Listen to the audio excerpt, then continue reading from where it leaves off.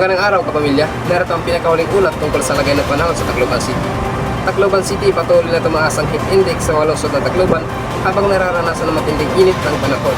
Ayon pa sa tala ng Pag-asa, umabot na sa panganib na antas na heat index na nagdudulot ng panganib lalong-lalo na sa mga matatanda at mga bata. Para sa iba pang detalye, narito si Giancarlo Pabula.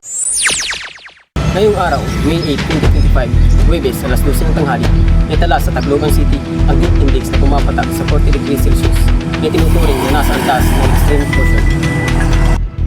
Ang heat index ay isang sukatan na nagpapakita ng nararamdamang init ng katawan ng tao kapag isinasaalang-alang ang aktual na temperatura ng hangin at ang halamigmig nito.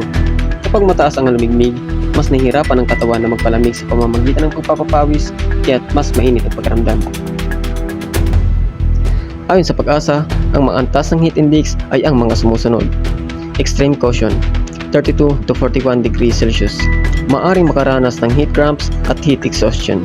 Ang patuloy na aktibidad sa ilalim ng araw ay maaring magdulot ng heat stroke. Danger, 42 to 51 degrees Celsius. Malaki ang posibilidad ng heat cramps at heat exhaustion. Ang heat stroke ay posible sa patuloy na pagkakalantad. Extreme danger, 51 degrees Celsius pataas. Napakataas ng posibilidad ng heat stroke. Ayon pa sa sabi ng mga residente dito sa Tacloban City, Kumusta po ang lagay ng panahon ngayon, te? Sobrang init. Napakainit. Ang heat index na nasa antas ng extreme caution ay nangangahulugang may panganib ng heat-related illnesses tulad ng heat cramps at heat exhaustion. Ang mga simptomas ito ay maaaring kabilang ang matinding pagpapawis, panghihina, pagkahilo at pagduduwal. Kung makaranas ng alinman sa mga simptomas na ito, agad na lumipat sa malamig na lugar, uminom ng tubig at magpahinga. Kung magpatuloy ang simptomas, humingi ng medical na atensyon. Sa patuloy na pagtaas ng heat index sa Tacloban City, mahalagang maging mapagmatsyag at proactive sa pag-iingat laban sa epekto ng matinding init. Ang pagsunod sa mga nabanggit na hakbang ay makakatulong upang mapanatili ang kalusugan at kaligtasan sa panahon ng tag-init. at yun po ang aming nakalap na balita. Ito po si Giancarlo Pabula, nagtutulad para sa DZRX. Maraming salamat.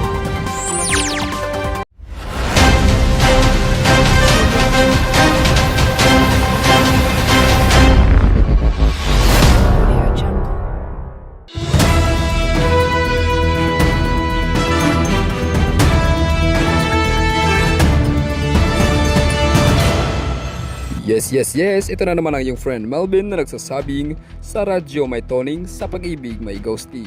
At yes, narito na naman ang nagbabagang balita para sa araw na ito. Magandang umaga Pilipinas, ngayon ay 13 ng Mayo, taong kasalukuyan. At mabuhay kayong lahat sa DZRX, ang iyong pinagkakatiwalaang istasyon ng balita, kung saan ang iyong maririnig ay pinaka-aktual at pinakamahalagang ulat. Ako po si Melvin Laraes, at sasama ko kayo sa paghahatid ng mga mahalagang pangyayari sa loob at labas ng ating bansa. Unang-una sa ating balita ngayong umaga, ang mga resulta ng katatapos lamang na halalan sa Eastern Visayas, isang halalan na minarkahan ng kapayapaan at kaayusan na pagdaraos ayon sa ulat ng Commission on Elections. Para sa iba pang detalye, narito si Giancarlo Pabula. Ayon sa pumilik sa Eastern Visayas, naging mapayapa at maayos ang pagdaraos ng halalan noong Mayo 12 taong kasalukuyan. Sa kabuuan ng rehiyon, ang lahat ng 5,670 na clustered precincts ay nagbukas ng oras sa ganap na alas 5 ng umaga, kapansin-pansin ang kawalan ng mga malaking aberya sa mga vote counting machines at inaasahan ng pumilik na umabot sa 80% ang voter turnouts.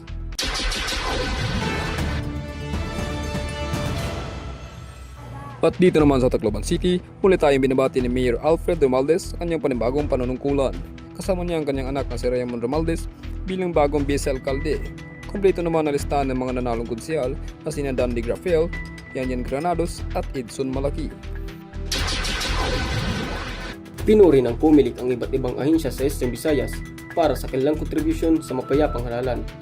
Ayon kay Atty. Maria Corazon Montagliana, Assistant Regional Director ng Pumilik, naging matagumpay at mapayapa ang eleksyon sa rehiyon. Isang malaking tagumpay lalo na't may mga ulat ng karahasan at aberya sa ibang bahagi ng bansa.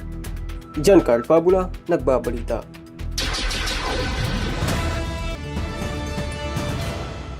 Maraming salamat sa iyo, Giancarlo. Samantala, Isang malinaw na pagpapakita ng kahandaan at kooperasyon ng mga kinauukulan sa Eastern Visayas, patuloy naming susubaybayan ang mga kaganapan at magbibigay ng pinakabagong impormasyon tungkol sa resulta ng halalan sa buong bansa. Para sa iba pang balita at impormasyon, manatiling nakatutok sa DZRX.